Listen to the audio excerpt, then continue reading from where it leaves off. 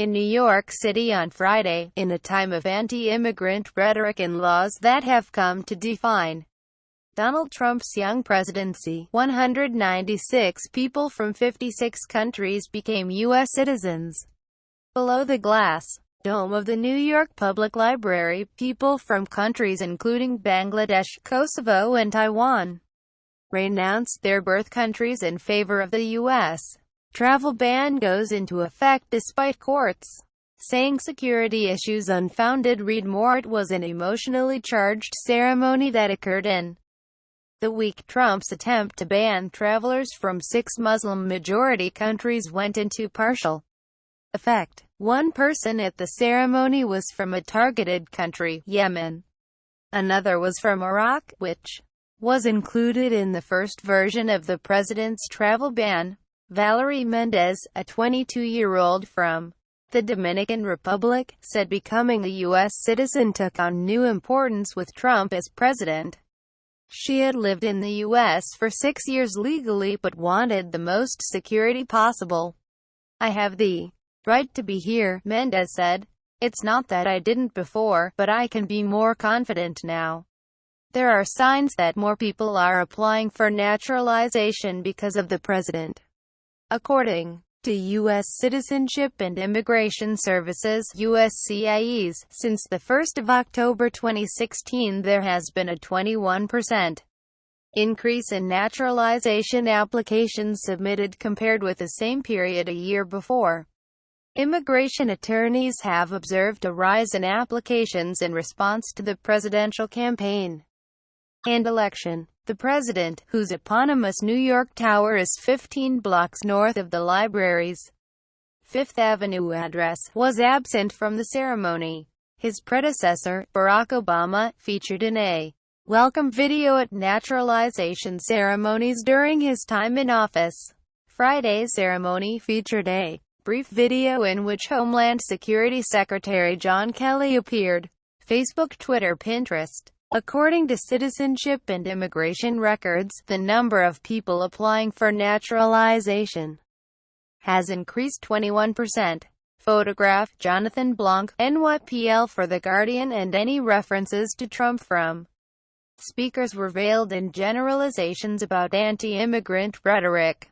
Alan Wernick, a former president of the New York chapter of the American Immigration Lawyers Association, delivered a speech about current attitudes towards immigration. While New York City is welcoming to immigrants, he said, not all of America is so friendly. And yet, he said, this has been true at many points in U.S. history. In the 19th century, Irish immigrants were severely discriminated against. In 1882, the Chinese Exclusion Act denied that population citizenship. Now, Wernick said, our Muslim neighbors are feeling the greatest pain, but that too will pass.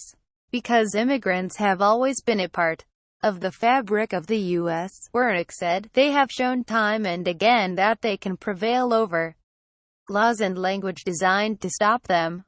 I'm very optimistic that immigrants will be welcome to the U.S. and that some of the anti-immigrant voices we are hearing will soon be silenced. Wernick said, it's a relief. It changes your life. You feel more like a part of this country. Felix Rojas's message fitted the celebratory atmosphere.